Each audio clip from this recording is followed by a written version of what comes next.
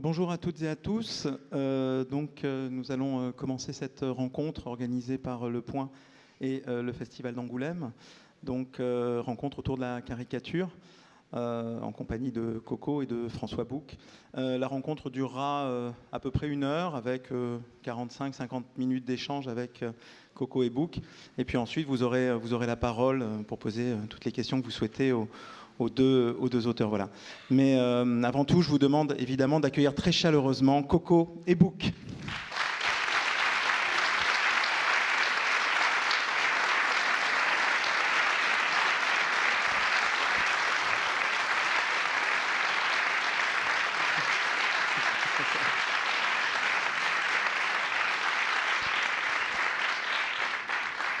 Bonjour à tous les deux. Et donc, bienvenue. Merci beaucoup d'avoir répondu favorablement à l'invitation du Point et du Festival d'Angoulême. Alors, je vous présente brièvement, si je vais encore vous présenter, Coco. Donc, vous êtes dessinatrice, illustratrice de presse principalement. Vous avez rejoint le 1er avril dernier les rangs du journal Libération. Auparavant, vous travaillez à Charlie Hebdo depuis 2007. Voilà, vous travaillez à Charlie Hebdo donc, depuis 2007. Et vous avez signé l'année dernière un des plus beaux albums de cette année 2021, Dessiné encore, où vous revenez notamment évidemment sur les attentats de Charlie et la manière dont vous les avez vécus et surmontés, partiellement, on y reviendra. François Bouc, vous êtes un dessinateur là aussi qu'on ne présente plus, 1998, le Grand Prix du Festival. Vous avez commencé dans les pages du Point, j'avais lu ça quelque part, non? Vous avez signé un ou deux Vous avez signé, je crois, un ou deux articles au début des années 70, je crois, dans le journal. Vous avez débuté... à 19 ans, j'ai commencé mon premier dessin, c'était à 19 ans. Voilà. Vous avez fait du chemin depuis, évidemment, le Grand Prix d'Angoulême, Jérôme Mouchereau, votre héros fétiche, les grands albums avec vos collaborateurs, Jérôme Carine, notamment New York Cannibals récemment. On peut citer, évidemment, Bouche du Diable, La Femme du Magicien. C'est ces grands albums qui ont marqué l'histoire de la bande dessinée. La collaboration aussi avec Alejandro Jodorowsky, qu'on peut citer avec Face de Lune ou avec Bonne Sœur. Alors, on va tout de suite commencer. Alors, pourquoi cette invitation pour parler de la caricature? On a appelé ça la caricature en procès. Pour quelles raisons? D'abord, pour deux raisons. La première, c'est parler évidemment du dessin, de la caricature aujourd'hui. On sait que c'est aujourd'hui un art qui, dans le monde, tend à être discuté, contesté. On a vu ce qui s'est passé notamment au New York Times, qui a décidé de ne plus publier de dessins de presse maintenant depuis quelques temps. On en parlera évidemment avec vous deux, avec Coco en particulier, puisque c'est votre métier, pourrait-on dire, de caricaturiste, notamment dans les pages de Charlie Hebdo et de Libération. Mais François Bouc, on voulait également vous inviter pour parler de la caricature en procès, puisque outre toutes ces œuvres que j'ai pu citer, je n'ai pas cité celle que vous avez à l'écran, c'est-à-dire le procès des attentats de Charlie Hebdo, que vous avez donc dessiné, dont vous avez tenu le compte-rendu avec Yannick Enel, le romancier Yannick Enel, qui lui s'occupait du texte, et vous occupiez donc de retranscrire ce procès en images. Voilà. L'idée, c'est évidemment de commencer un dialogue, de réfléchir sur cette notion de dessin, sur cette notion de caricature, sur le rapport que vous entretenez à cet art, et puis peut-être les dangers qui le menacent encore aujourd'hui. Alors, on va peut-être commencer avec vous, Coco, cette case qui est extraite de Dessiner encore, où vous représentez la rédaction de Charlie. Vous êtes arrivé en 2007 à Charlie Hebdo. Est-ce que vous pouvez revenir un petit peu sur cette arrivée dans ce qui est alors le saint dessein des caricaturistes français, composé à ce moment-là de très très grands artistes, on y reviendra, avec lesquels vous avez eu des relations évidemment très intimes. Est-ce que vous pouvez revenir sur cette arrivée à Charlie? Comment ça s'est produit et qu'est-ce qui vous a motivé à candidater? Puisque je crois que vous avez envoyé des planches, comme ça se faisait évidemment, à Charlie Hebdo. Eh bien, je suis arrivée... Bonjour à tous déjà. Et je suis arrivée à Charlie... J'étais étudiante dans une école, l'école européenne supérieure de l'image, pas très loin d'Angoulême, à Poitiers, il y en a une aussi à Angoulême. Je faisais des dessins plutôt humoristiques sur la société, sur les rapports hommes-femmes. Ça me questionnait un peu mon parcours d'étudiante. Et c'est un prof qui m'a dit tu devrais en faire ton stage à Charlie Hebdo, puisque je devais faire un stage de fin d'année. Et là, voilà, j'ai cumulé quelques dessins que j'ai envoyés, que Cabu a reçus. Juste avant d'envoyer mon dossier, j'ai fait une tache de café énorme dessus. Je l'ai envoyé quand même. Et Cabu a retenu cette tache de café quand je suis arrivée, en me disant « Ah, c'est toi la tache de café ?» Et voilà, j'ai passé un mois dans cette rédaction dont je découvrais l'intérieur. Je découvrais un journal aussi, parce que j'étais étudiante, beaux-arts, on se cherche en dessin. Je ne savais pas trop ce que je voulais faire en dessin, mais immédiatement, quand je suis arrivée dans cette ambiance où on travaillait à partir de l'actualité, on échangeait, on riait, on faisait des analyses, j'ai trouvé ça foisonnant. Et ce côté éphémère de l'actualité où on rebondit, on donne son avis, son opinion, le côté synthétique aussi du dessin de presse, tout m'a passionnée, du dessin, de leur dessin à tous, à leur personnalité, à l'ambiance qu'il y avait. Et voilà, j'ai pu dire que c'était comme une révélation. Voilà.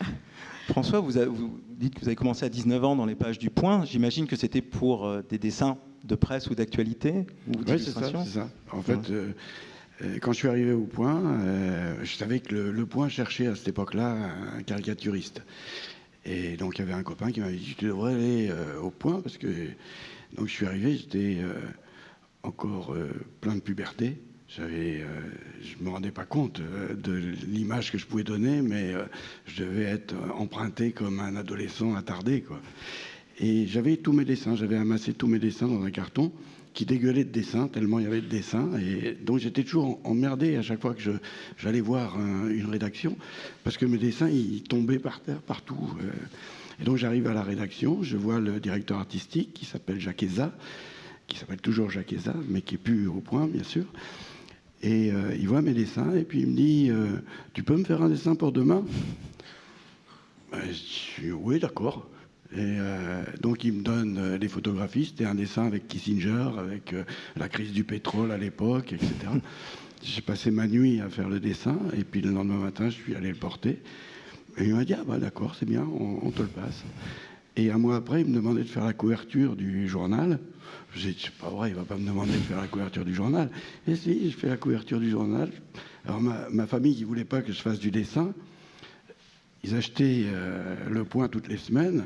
Et donc ils voient que je fais la couverture du Point, ce qui fait que mon père qui voulait que je sois ingénieur chauffagiste, il a complètement abandonné l'idée et dit ok d'accord, si t'es dans le Point toutes les semaines, ça va. Coco, vous avez fait votre formation aussi dans les pages Charlie Hebdo, vous l'avez raconté, vous l'avez dit, aux côtés de maîtres, mais qui ne voulaient pas être des maîtres, en fait, qui ne voulaient pas être des professeurs. Je crois que vous parlez notamment de Cabu, qui était un immense, qui est évidemment encore un immense dessinateur. On voit quelques couvertures, évidemment, fameuses, que vous connaissez toutes et tous de Charlie Hebdo. Est-ce que vous pouvez nous raconter justement cette relation, parce que vous arrivez, vous avez l'impression de vous former, vous attendez peut-être des conseils. Est-ce que ces conseils viennent? Sous quelle forme viennent-ils? Il y a plein de... J'étais timide, coincée déjà. Complétée, c'est un peu tétanisant parce que là, c'est des maîtres, c'est les plus grands dessinateurs de presse français, quoi, autour de cette table. Donc c'est vrai que ça intimide et moi-même j'étais timide de nature, donc pas facile d'aller les voir. En plus ils travaillaient, ils faisaient le journal, ils étaient en pleine création, donc fallait trouver parfois un moment, quoi, oser. C'était pas les plus pédagogues, hein, parfois, sauf Cabu qui, c'est vrai, était content de voir des jeunes générations arriver. En particulier aussi des femmes, il était heureux, honoré aussi, et était content de voir que le métier se féminisait un peu, qu'il y avait peut-être une suite un peu de femmes. J'ai jamais trop vu la différence entre femmes, hommes. C'est vrai que j'ai toujours espéré qu'on soit là, nous les femmes, dans ce métier, pour nos dessins, plus que pour autre chose, quoi. Mais...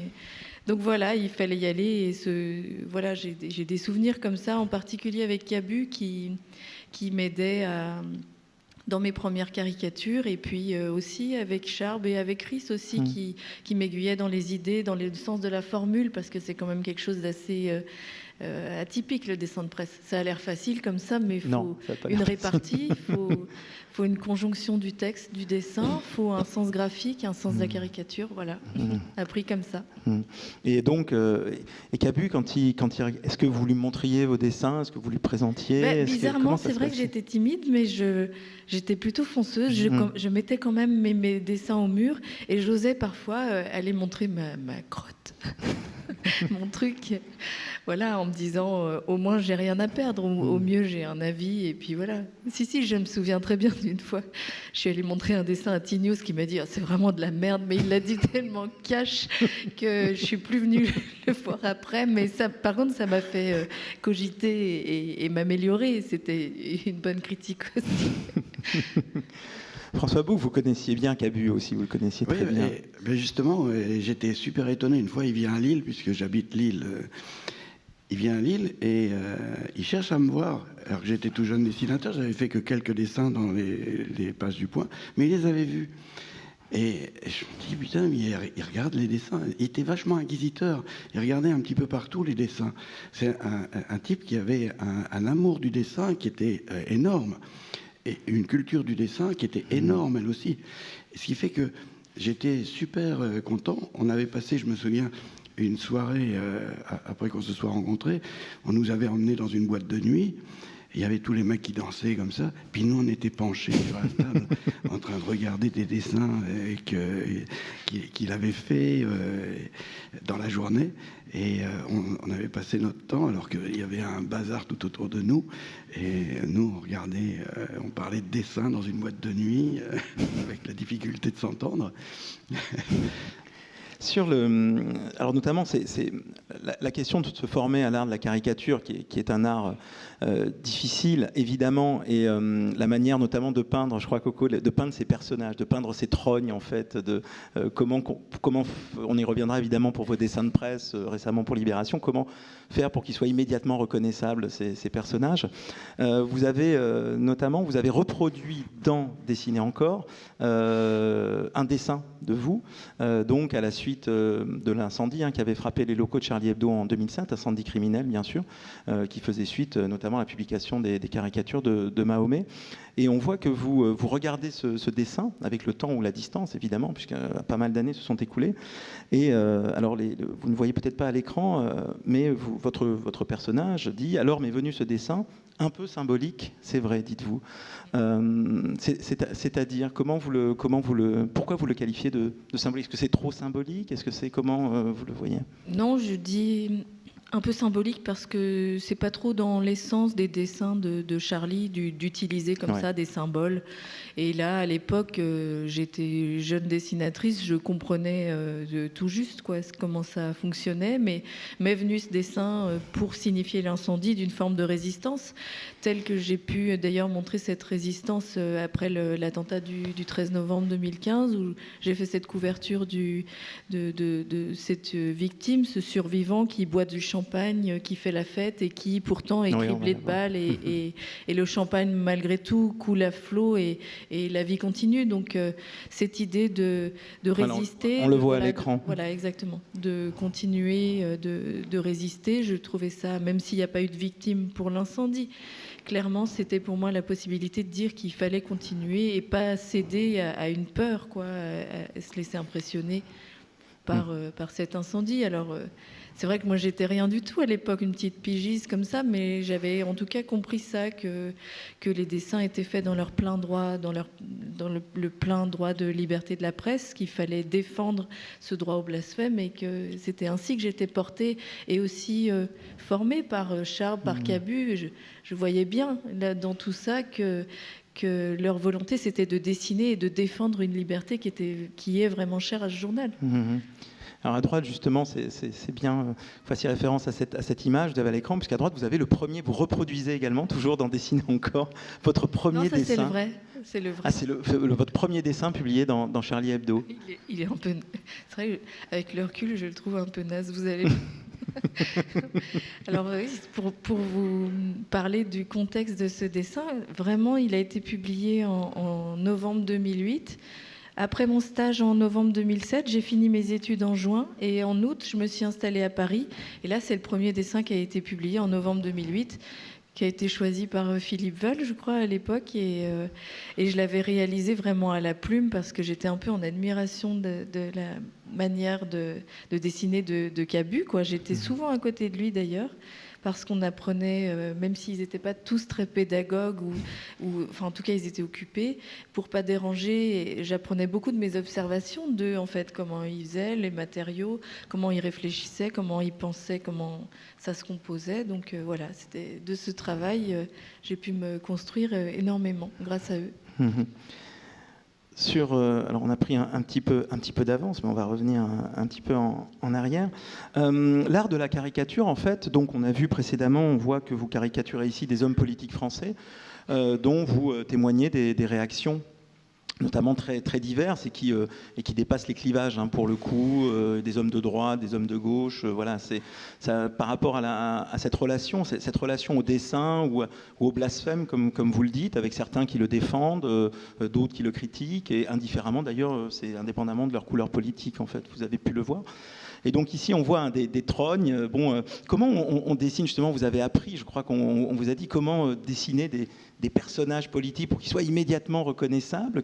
Comment on fait, parce que ça, c'est une question que vous vous posez tous les jours, justement pour reproduire dans Libération les hommes politiques. On en parlera aussi avec François Bouc, qui a beaucoup croqué Trump, lui. Oui. Mais on commence par regarder déjà, et on regarde comment se construit le visage, on regarde ce que je pourrais appeler des points d'accroche, quoi. Ce qui se dégage aussi, une attitude. En fait, c'est pas seulement... François parle souvent de notre métier, du dessin, comme d'une interprétation du réel. Et c'est ça, on interprète aussi le visage jusque dans sa personnalité aussi. Si c'est quelqu'un de dur, par exemple, en ce moment, on dessine Poutine. Poutine, je le dessine avec... C'est vrai qu'il a les yeux enfoncés, avec des joues très proéminentes, comme ça, mais on le voit, on en voit à l'écran. Voilà, c'est vrai que je noircis ses traits au-dessus pour montrer l'enfoncement de ses yeux, puis il y a un côté un peu dur, cruel, quoi, tel que je le ressens aussi, tel que on interprète le personnage. Voilà, sous tout plein de formes de manières. Je vois sa grosse bite nucléaire, là. Oui, parce que c'est vrai que la guerre, c'est aussi ça. C'est aussi du pouvoir, c'est aussi ça. Vous, François Bouc, alors, vous avez quitté le dessin de presse, vous n'y êtes pas resté très longtemps, finalement, pour vous consacrer ensuite à la bande dessinée, principalement. J'en fais encore aujourd'hui. Vous en faites encore aujourd'hui. Dans Charlie ? Bien sûr, dans Charlie. Mais sous pseudonyme. Comment ? Sous pseudonyme. Oui, avec un pseudo, parce que ma mère, elle voulait pas. et donc, quand Rhys, donc après les attentats, il m'a demandé si je voulais bien collaborer à Charlie, il y a eu une sorte de réunion de famille où on a parlé de ça. Et je dis, ouais, il me demande... Alors ma mère, elle dit, je veux pas que tu ailles là-bas, hein, toi. Et moi, je me sentais pas l'idée de dire, j'y vais pas. Et donc... j'ai réfléchi et puis j'ai tergiversé un peu. Et j'ai dit à ma mère, mais si je prends un pseudo, c'est plus moi, c'est quelqu'un d'autre. Et elle a dit mollement, bon, d'accord. Et donc, je me suis dit, ça y est. Alors qu'on ne reconnaît pas du tout le style de dessin. Alors, ce qui m'emmerde, c'est que j'ai vu dernièrement que les pro-Poutine, ils signent avec un Z. Ouais. Et moi, je me dis, merde, je signe avec un Z comme Zorro, parce que j'avais choisi ce pseudo en me disant, je suis un dessinateur masqué, donc je vais prendre ça comme... Mais maintenant que je sais que ce Z est devenu... récupéré. Un petit peu... donc je me dis, il va falloir... Peut-être changer de pseudo. Mais oui. On a à l'écran, notamment, vous avez notamment illustré des séries de tweets de Trump, où on voit, de manière un peu, d'ailleurs prémonitoire, où on voit votre personnage fétiche, qui présente un ensemble de dictateurs assez peu fréquentables. Vous aussi, comment... alors, cette caricature-là, comment vous concevez votre rapport justement à la caricature ? Vous dessinez des personnages ou des bandes dessinées de fiction. Mais aussi bien à travers votre travail avec Charlie Hebdo que même là, on voit que vous basculez très facilement finalement vers la caricature, comme si c'était un langage naturel presque chez vous. Oui, j'adore ça. J'adore ça. Quand j'étais môme, faire des caricatures des personnages, je caricaturais les personnages de ma famille. Et, je disais, il ressemble, mon grand-père, il ressemble. Ou alors à l'école, je faisais ça. La caricature, c'est quelque chose qui est... enfin, je ne sais pas si pour tout le monde, mais en tout cas, viscéralement pour les dessinateurs comme Coco ou comme moi, et qui est une sorte de vengeance. Moi, j'ai commencé à caricaturer les professeurs qui me faisaient chier en permanence. Et donc, c'était ma manière de me venger. Et donc, il y a quelque chose dans la caricature qui est le moyen par lequel on peut reprendre possession du monde, alors qu'on est en train d'être humilié par l'un ou l'autre, hein, ou moqué par l'un ou l'autre, ou battu par l'un ou l'autre. Et donc c'est un moyen par lequel on peut reprendre le dessus de retrouver une dignité, une certaine dignité, tout en se vengeant des personnes qui nous font du tort. Hein. Et donc après, on peut étendre bien sûr l'envergure des personnages au monde entier, parce qu'il y en a dans le monde entier qui s'ingénient à ça. Et donc quand on a des personnages un peu comme Trump, c'est des régals, parce que c'est des personnages qui ont un physique. Nous, on a un truc qui est totalement contradictoire avec la conception habituelle. La conception habituelle veut que on ne puisse pas juger les gens sur leur apparence. Nous, on fait exactement ça. On juge selon les apparences. Alors, on ne le dit pas trop, parce que sinon, on n'est pas très fréquentable dans ce cas-là. Mais là, je le dis parce qu'on n'est pas trop nombreux. Et donc, on juge sur l'apparence. Et à la réflexion, je me suis rendu compte qu'en fait, dans l'être humain, il y a deux dimensions. Il y a la dimension de comment je me sens. Intérieurement, comment je me sens. Et après, il y a qu'est-ce que je donne à voir de moi aux autres. Et c'est les autres qui me disent comment ils me voient. Et des fois, j'ai une fracture entre comment je me sens et comment les autres me voient. Et nous, on joue avec la caricature sur comment on voit les autres. Parce que peut-être que Poutine, c'est un petit gamin au fond. À l'intérieur de lui, c'est peut-être un petit gamin qui joue avec ses jouets. Je suis allé, pour le bouquin sur De Gaulle, je suis allé visiter la maison natale de Gaulle, qui est à 200 mètres de ma maison natale à moi. Encore un peu, je naissais dans le berceau de Gaulle. À 200 mètres près, on voit à l'écran votre De Gaulle. Ouais, à 200 mètres près, j'étais dedans. Et donc, j'ai visité la maison natale, et la personne qui nous a visité, il disait, mais De Gaulle, tout petit, parce qu'il a été tout petit à un moment, et j'ai vu son berceau, donc je peux dire, il était tout petit. Et tout petit, il voulait déjà être le chef. Quand il jouait avec ses camarades, il jouait aux soldats et c'était lui le chef. Et donc, un gars comme Poutine, peut-être qu'intérieurement, il est toujours ce gamin qui veut être le chef. Le problème, c'est qu'il fait des dégâts autour. Et donc, moi, ce que je vois, c'est une espèce de type boursouflé, mais qui n'a pas réussi à solutionner le gamin qu'il est intérieurement. Et donc, on peut traiter... ce qu'on essaie, enfin en tout cas, je pense que Coco essaye de le faire comme moi j'essaye de le faire. On peut traiter de cette espèce de conflit intérieur, mais qui peut être catastrophique pour le monde entier.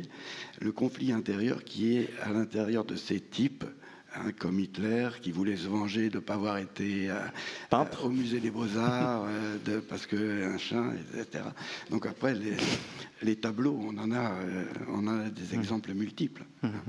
Coco, est-ce que vous partagez justement cette vision de prendre une revanche peut-être avec la caricature? Absolument, il y a le côté exutoire. Et je pensais tout à l'heure, j'étais à la conférence de Chris Ware qui disait quelque chose qui complète.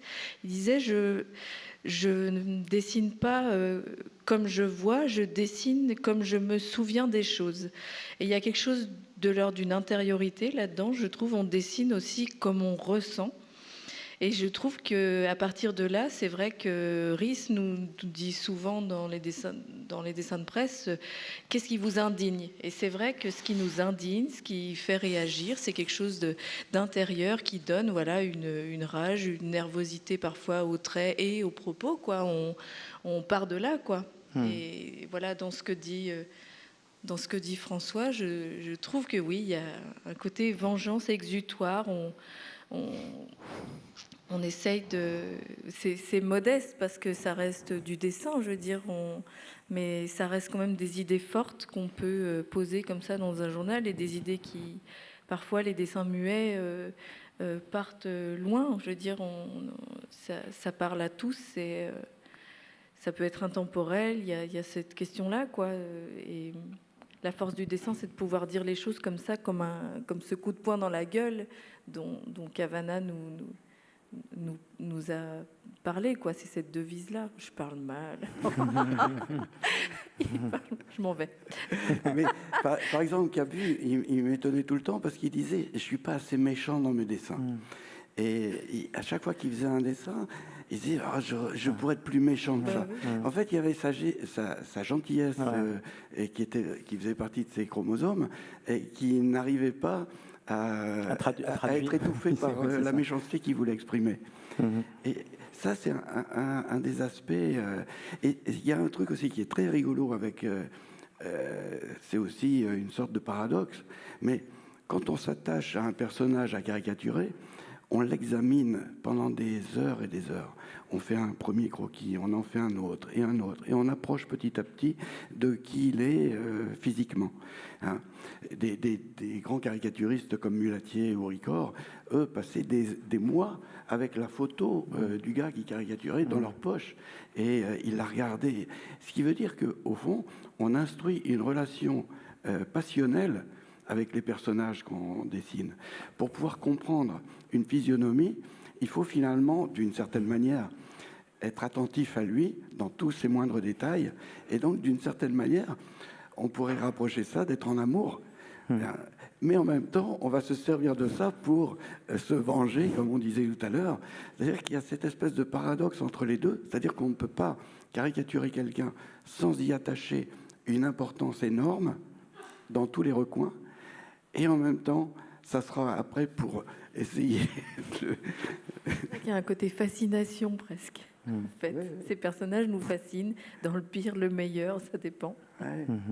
Ça s'étend, cette vision. La caricature, ça s'étend à une vision du monde aussi, parce que finalement, dans Dessiner encore, voilà, vous dessinez avec des traits qui sont un peu, là aussi, outranciers. Il y a une caricature de vous-même derrière ce personnage, hein, qui est un double, en fait, qui est vous-même, et puis qui est un double aussi. À travers justement cette représentation, on vous voit à gauche, on vous voit à droite. Alors justement à gauche, on voit ce personnage qui est caricaturé aussi, qui est un de ces thérapeutes que vous avez rencontré. Bon, ça n'a pas très bien marché avec celui-là. Et on voit que vous traduisez justement par la caricature justement l'enthousiasme de ce personnage, mais qui échoue un peu lamentablement avec vous. Justement, cette vision de la caricature, finalement, elle s'est étendue dans Dessiner encore à une vision du monde, finalement, la manière dont vous le retranscrivez. Comment ça, une vision du monde là ? Enfin, disons que vous voyez le monde, ou vous dessinez le monde par des traits caricaturaux, comme on le voit avec ces personnages-là. Oui, je le fais. Oui. En ce qui me concerne, par exemple, j'avais besoin de passer par autre. C'est pas vraiment. Enfin, est-ce que c'est vraiment une caricature de moi ? Je pense que j'avais besoin surtout de me dessiner un petit personnage, comme un petit bonhomme. Ouais. C'est vrai que. Parce que vous n'avez pas du tout un grand nez. Non, c'est pas la question, mais j'avais besoin de faire un petit bonhomme un peu facile, puis à détacher un peu du reste, où là je pouvais plus caricaturer et être plus précise sur les autres et avoir plus d'attention sur eux, parce que moi, en fait, déjà, je suis la narratrice, je raconte, je témoigne, je suis un peu partout, donc j'avais pas besoin d'avoir beaucoup d'attention sur mon personnage, c'était pas ça qui était intéressant, et ça me permettait moi aussi de m'extraire un peu de cet effet miroir, de se voir dessiner dans ce témoignage qui est quand même déjà un peu dense, un peu lourd, donc c'était le moyen de me sortir un peu de ça et de faire, comme on dit, ce pas de côté pour mieux raconter aussi, un peu de distance aussi, parce que cette histoire, c'est la mienne, je la connais, donc voilà, aller ailleurs. Donc, est-ce que je raconte le monde ? Là, je raconte le psy qui est plein d'espoir, qui est souriant, plus souriant que moi, à un moment où je ne le suis pas du tout. C'est vrai que ça faisait un espèce de contraste assez marrant. Je voulais montrer ça, c'est vrai que... Et vous montrez son grand désarroi devant son échec. Exactement. On a justement une scène, vous avez également à droite, hein, une scène de procès avec donc Maître Malka, Maître Spizner, c'est assez difficile à prononcer. Donc, pas raté lui, par exemple. Cette scène de procès, évidemment, c'est une transition toute trouvée pour ce travail. Finalement, il y a une sorte de continuité ici, puisque François Bouc, donc RIS, vous avez demandé, je crois, de prendre en charge, avec Yannick Enel, donc la transcription des attentats de Charlie Hebdo, hein, qui se sont déroulés de septembre à novembre 2021. Est-ce que 2020, non 2021, je suis sur la date. 2020, pardon, oui, 2020, pas 2021. 2020, donc septembre à novembre 2020. Comment s'est passé justement cette... alors vous aviez déjà une expérience, plus ou moins, de ce dessinateur judiciaire, avec l'affaire du Carlton. On s'en souvient, cette affaire tragicomique, on peut dire. C'est là d'ailleurs où on s'est rencontrés la première fois. Autour de Dominique Strauss-Kahn, cette affaire donc, qui maintenant est presque oubliée, mais que vous aviez à l'époque déjà, vous aviez déjà croqué la procédure et le procès de l'affaire du Carlton. Comment s'est passée justement cette proposition de RIS et la manière dont vous avez conçu, même si vous aviez de l'expérience, là c'était un travail quand même totalement différent. En fait, j'ai accepté d'emblée, sans me poser de questions. Quand RIS est venu, m'a demandé de venir le voir, il me dit j'ai un truc à te proposer. Il semblait être très embarrassé par la proposition qu'il voulait me faire. Et donc il me dit voilà, est-ce que tu voudrais bien couvrir le procès Et j'ai dit oui tout de suite parce que ça me semblait être impossible de dire non, mais je savais pas du tout à quoi j'allais m'attendre. Je savais pas que ça serait aussi long, je savais pas quelle prégnance émotionnelle ça serait pour moi. Je savais pas quelle serait la place aussi qu'on allait occuper, parce que les dessinateurs de procès, comme pour ce procès, on est dans un périmètre assez privilégié, mais d'une certaine manière assez solitaire. On est pris entre les juges qui sont derrière nous et les prévenus ou les témoins qui viennent se présenter à la barre, qui sont à 1,50 m, 2 mètres de nous. Et donc on est dans ce territoire un peu particulier entre les deux. On voit les gens arriver à la barre. On a aussi les prévenus sur les côtés qui ont un angle de vue sur nous aussi et qui se permettent de temps en temps d'intervenir sur notre manière d'interpréter les choses. Et donc j'ai découvert ça au fur et à mesure. Et donc ça a été presque une aventure de l'esprit qui a duré pendant 3 mois et demi, avec des tas de bouleversements. On voit à l'écran notamment un des éléments alors, qui peut être un peu paradoxal, puisque le dessin, c'est le visage quand même. C'est le visage. Or là, on voit des visages masqués, évidemment, en raison de la pandémie qui sévissait alors. Comment on traite justement, parce que comment retranscrire, parce que c'est à travers le visage qu'on peut retranscrire la physionomie, les expressions pendant le procès, qu'on peut, comme vous le disiez, se faire une idée peut-être aussi par le portrait de l'être. Voilà. Comment on fait justement pour rendre cela avec cette contrainte, qui est une contrainte absolument faramineuse pour un dessinateur que de masquer un visage? Dans la situation, on se démerde. Je me souviens que juste avant le procès, Véronique Cabu, la femme de Jean, m'avait dit, écoute, on va faire la visite du tribunal parce que je voudrais savoir un petit peu, me repérer dans cet endroit. On va la faire ensemble parce que je ne veux pas la faire tout seul. Donc on est allés ensemble et la dame qui nous véhiculait dans la salle du tribunal et qui nous a montré les différentes salles, nous dit, vous savez que vous allez être... les gens vont être masqués et vous allez être masqués. Et je me souviens que Véronique, elle s'était mise en colère. Elle a dit, mais enfin, comment c'est possible d'avoir un procès qui concerne des dessinateurs et qu'on ne puisse pas dessiner les gens? Et vraiment, elle avait été très virulente là-dessus. Et finalement, on a dû accepter la situation. Dans un premier temps, il y avait encore tout au début, c'était au début de l'hésitation, au moment de l'hésitation des masques, il y avait encore des gens qui se présentaient à la barre et puis qui enlevaient le masque au moment où ils parlaient. Donc on a pu avoir des semblants de physionomie. Mais après, on s'est débrouillé comme ça. Et d'une certaine manière, c'était intéressant. Parce qu'il fallait faire attention à la totalité de la personne.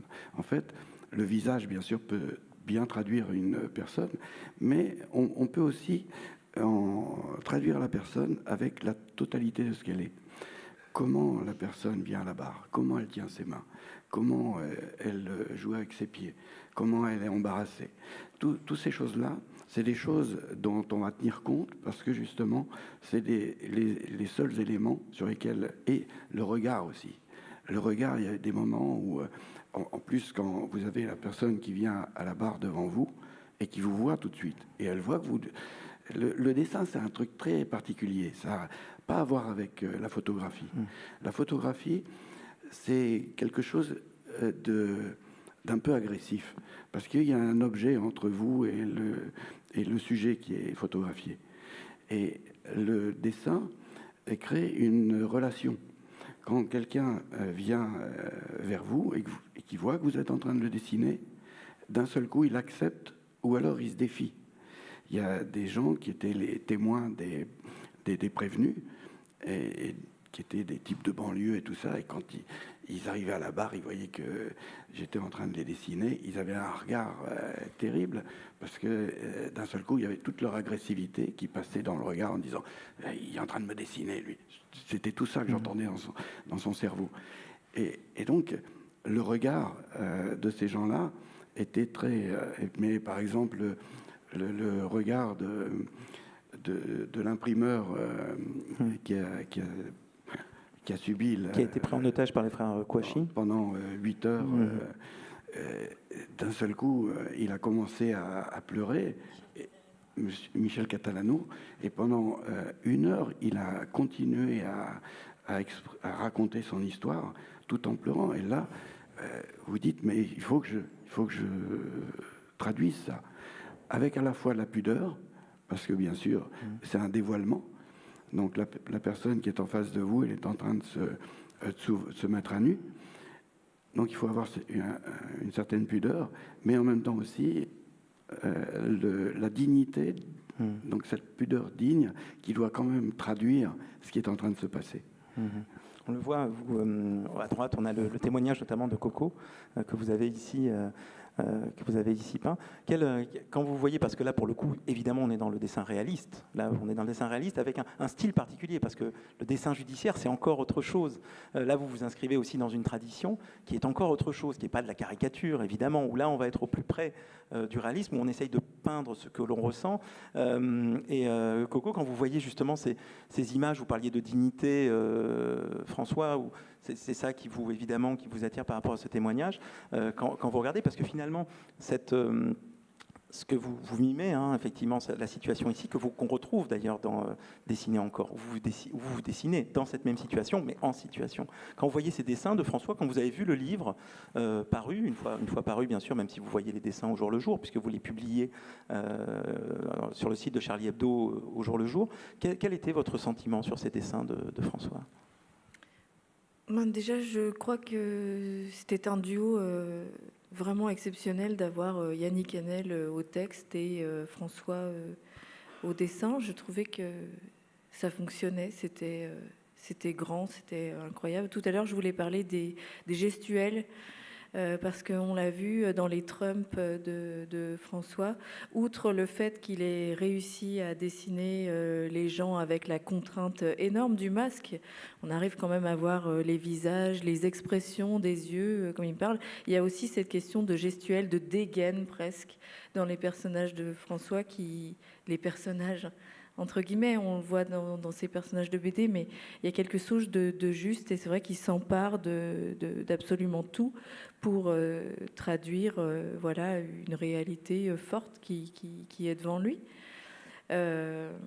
Moi, j'ai lu chaque chronique tous les jours, j'ai vu tous les dessins, j'étais en admiration, parce que c'est vrai qu'il a cet attachement aussi émotionnel au journal. C'était vraiment quelque chose de très dur, quoi, d'être là et de faire ce travail comme il l'a fait en venant tous les jours pendant 3 mois et demi. c'était quand même un monument, quoi, un vrai monument, une vraie œuvre d'art, quoi.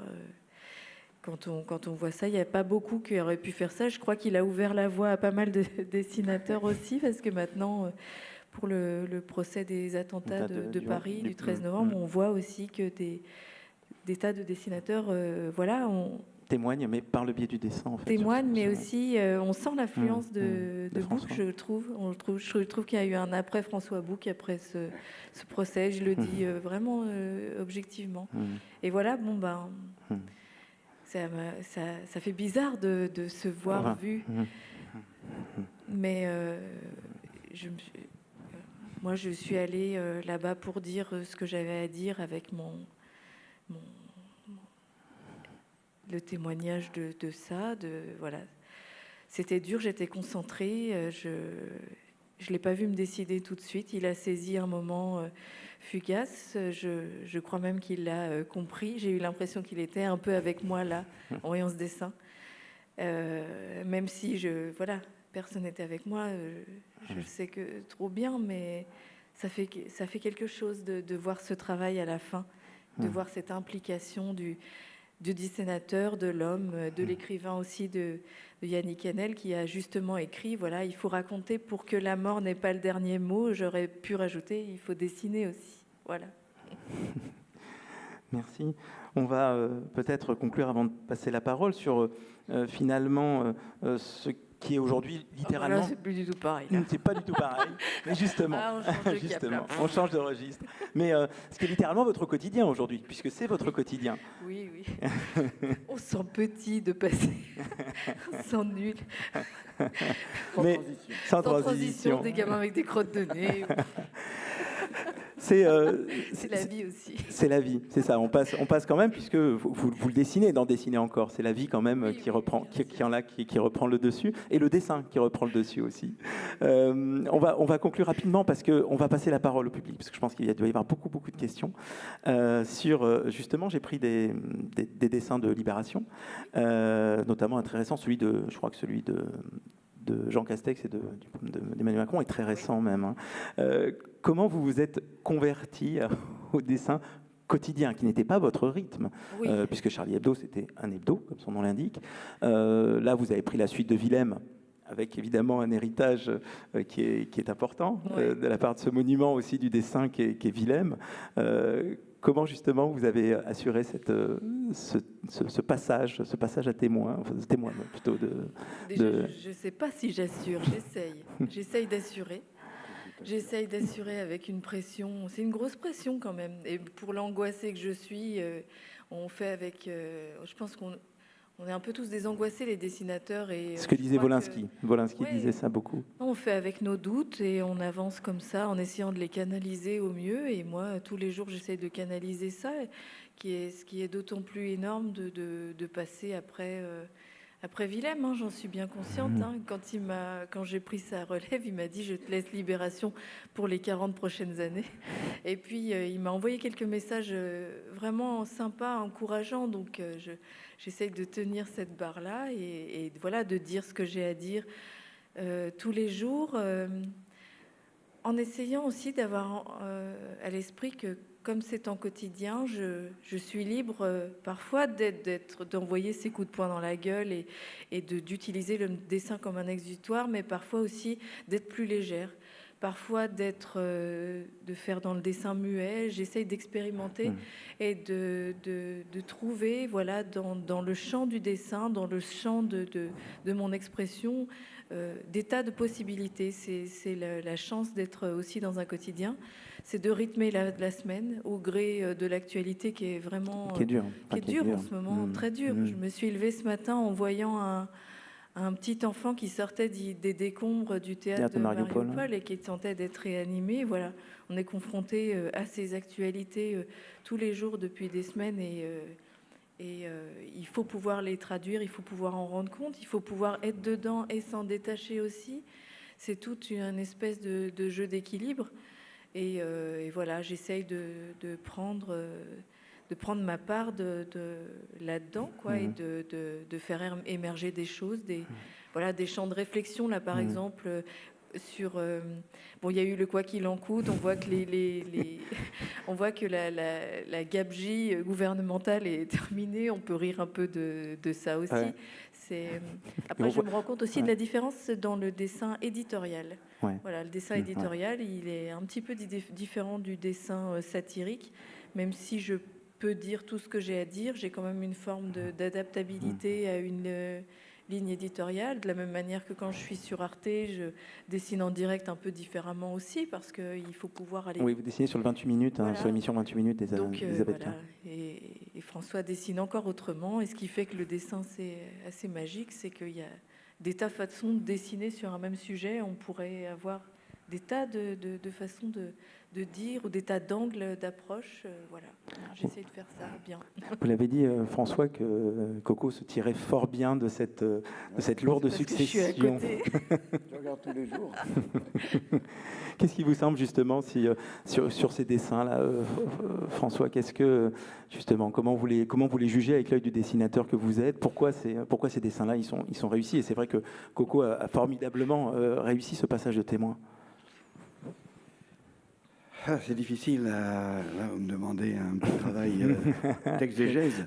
Non, mais quand vous regardez les dessins de Coco tous les jours, pourquoi il vous semble justement toujours juste? Je regarde l'idée. C'est affreux de me faire ça. Moi, je suis juste là. On fait comme si vous n'étiez pas là.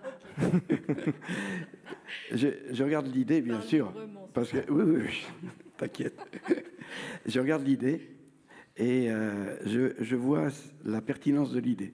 Et comment elle a trouvé le travers par lequel elle peut parler de l'idée tout en s'appropriant cette idée et en la faisant sienne. Après, je regarde le dessin. Je me dis, ah, là, elle était dedans. Parce que c'est vachement intéressant de se poser cette question-là vis-à-vis d'un dessin. Il y a des dessins dans lesquels on est dedans, et il y a des dessins dans lesquels on fait du dessin, mais on n'est pas dedans à 100%.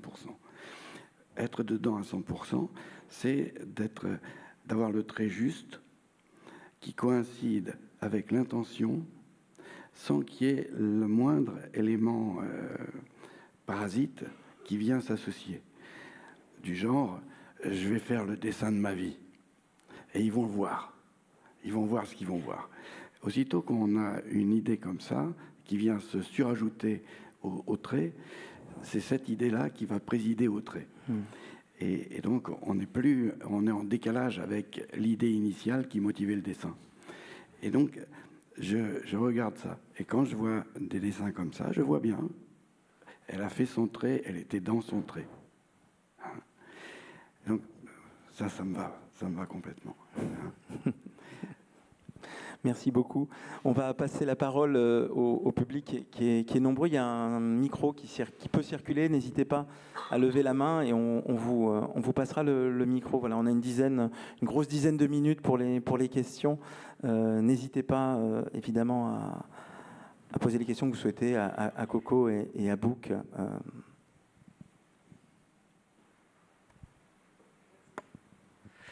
Bonjour Coco, bonjour François. La question que je me posais, c'est quand on est dans une indignation généralisée, comme en ce moment par exemple par rapport à Poutine, comment vous arrivez à prendre cette distance? Est-ce que vous restez complètement baigné dans l'actualité ou au contraire vous coupez tout et puis vous cherchez cette idée coup de poing dans la gueule? Je dirais que c'est presque un entre-deux. Il faut avoir suffisamment de distance et en même temps ressentir les choses, être quand même dedans. Donc cette actualité, elle imprègne, hein. Enfin, même sans faire du dessin de presse, elle nous imprègne tous. Hein. On vit, on voit les images, on doit digérer ça. Et notre travail, c'est de faire en sorte que... comment l'expliquer à part cette histoire de... C'est vrai qu'il y a cette histoire de pas de côté, mais je trouve quand même que moi, je n'arriverais pas à faire un dessin si j'étais totalement hermétique au monde qui m'entoure. On est quand même dedans. Parfois, c'est même déprimant. Hein. Je crois qu'il faut faire avec sa solitude de dessinateur là-dedans, d'être... Et après, il y a ce gros challenge de faire rire en plus. Alors ça, c'est absolument terrible parfois de faire rire dans ces moments-là, mais voilà, parfois c'est une histoire de transcender le réel pour mieux le représenter, l'imaginer aussi, parce que parfois le dessin vous amène dans des champs qui ne sont pas réels, le dessin vous permettent, voilà, de dire des choses d'une autre manière. J'aime bien aller là où seul le dessin vous emmène, quoi. Et je ne sais pas si je réponds très bien à la question, mais je trouve qu'on est à la fois on a cette capacité incroyable de prendre de la distance sur le monde qui nous entoure et en même temps d'être complètement dedans, et c'est ce qui fait qu'on fait partie de la démocratie aussi, que notre avis compte, je veux dire, qu'on dit quelque chose de fort. Merci. Je ne dis plus rien. Notre question. Moi, je me taille tout le temps. Je suis dure avec Bonjour. Je voulais, vous avez un peu répondu, mais savoir qu'est-ce que vous répondriez à quelqu'un qui vous dirait avec bienveillance que on peut pas rire de tout et que la caricature devrait avoir des limites. Voilà. Après, j'imagine qu'avec ce que vous avez vécu, la réponse serait un peu plus complexe, mais nécessiterait un développement un peu plus long, mais voilà. Moi, j'ai toujours pensé qu'on pouvait rire de tout et qu'on pouvait tout dessiner dans le cadre, évidemment, de la loi en France, qui est énorme. Donc, oui, je pense qu'on peut rire de tout. Et pour ça, il faut avoir de l'autodérision, déjà. Il faut pouvoir rire de soi pour rire de tout. Il faut pouvoir... faut avoir du sens de l'humour. Il ne faut pas lire les choses au premier degré. Enfin, je vais dire un peu des banalités, mais...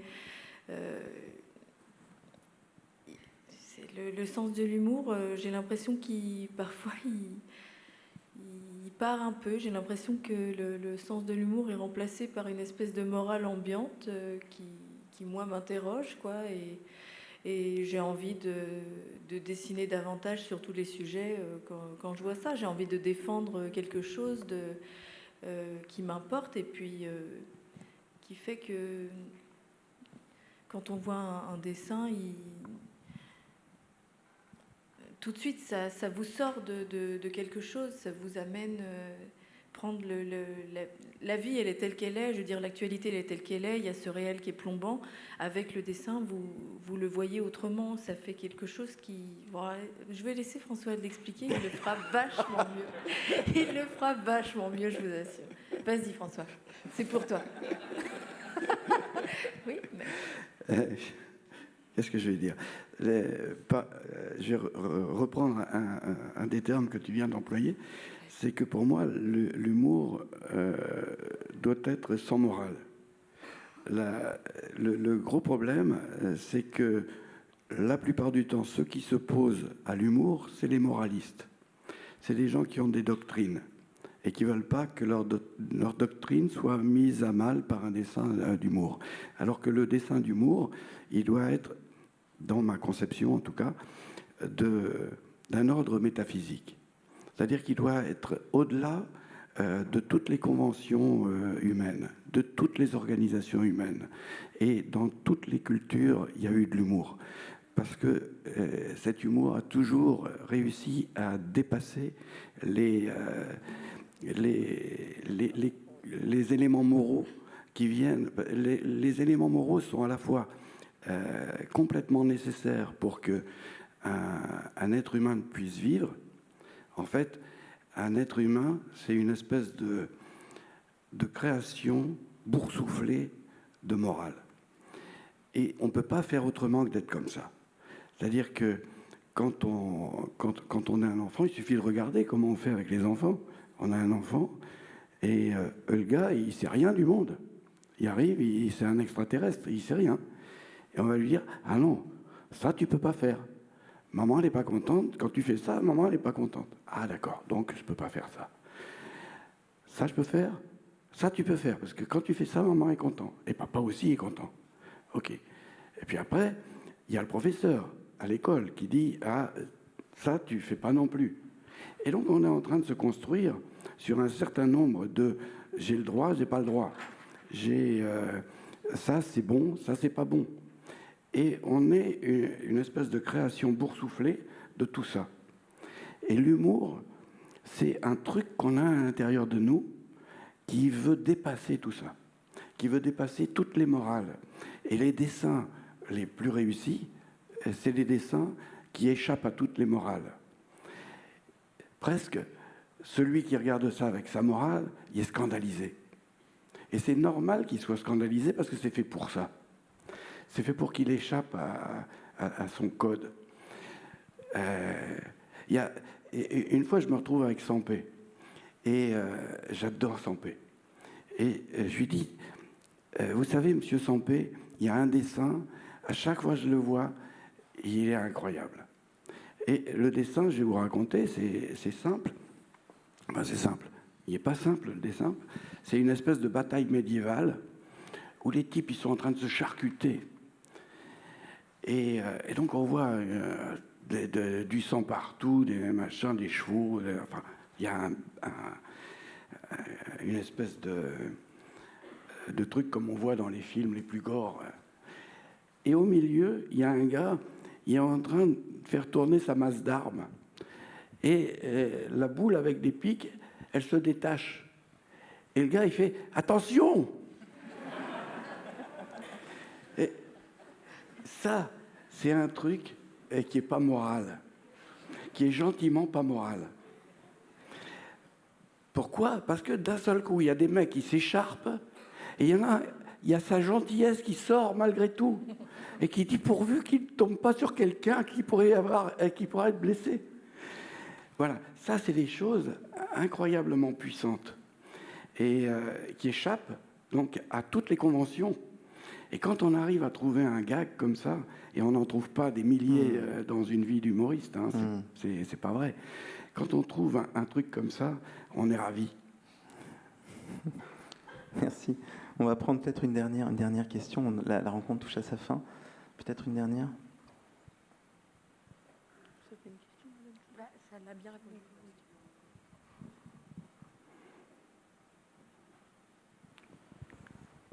Oui, bonjour.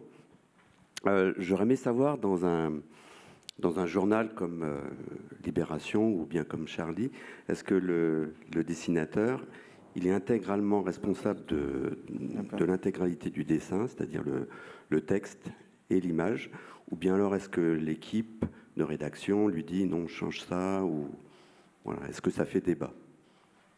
Pardon, je ne vous vois pas du tout. Vous pouvez lever la main? Vous pouvez lever la main. Ah oui, pardon. Le monsieur. Est-ce que vous pouvez répéter votre question? Excusez-moi. Je voulais savoir si dans un journal comme Libération ou comme Charlie, le dessinateur il était intégralement responsable de son dessin et du texte, ou bien alors est-ce que l'équipe de rédaction avait son mot à dire sur tel détail ou tel texte, tel slogan Alors, plusieurs réponses possibles. Je dirais qu'avant l'attentat de Charlie, le lundi, c'est le jour de bouclage où on met les dessins au mur, les dessins qui sont pris pour le journal pour constituer les échappées et puis remplir les cases du journal. Et ce travail se faisait collectivement, mais on extrayait peut-être deux dessins qui pouvaient faire la couve. Après, on choisissait, les meilleurs dessins étaient choisis, soit Sharp, soit Riss. Et parfois, les légendes des couves étaient retravaillées, ou peut-être des fois, il y avait ce travail-là. Après l'attentat, comme l'équipe était un peu plus jeune, le travail se faisait s'est fait plus collectivement. Et Riss parfois porte un peu plus ce travail-là. Pour ma part, quand je suis à Libération, je suis seule. Je travaille beaucoup chez moi. Et je découvre une activité plus solitaire que je trouve pas inintéressante, parce que du coup, ça me pousse à faire des choix, à avoir mes propres exigences. je montre un peu quand même le travail à mes proches pour voir un peu si ça fonctionne, parce qu'il faut quand même toujours avoir l'œil extérieur. C'est l'avantage aussi de travailler en équipe, parce que quand on travaille en équipe, parfois dans l'émulation d'idées, on peut améliorer les choses, on peut partir sur une idée, on peut chercher ensemble. Parfois, il y a des dessins que j'ai pu faire et la légende était collective parce que plus péchu. Voilà, ça dépend en fait des dessins, ça dépend aussi de l'actualité. Parfois, le dessin arrive de lui-même et parfois, il faut chercher un peu plus parce que des tas d'axes, des tas d'angles. Et voilà. Et pour ma part, la Libération, je travaille un peu à la Willem, quoi. Je travaille vraiment seule avec ma case et j'essaye de m'approprier l'espace et l'idée. Et je pense aussi que je devrais être plus méchante. Merci beaucoup Coco, merci beaucoup François Boucle pour cette rencontre.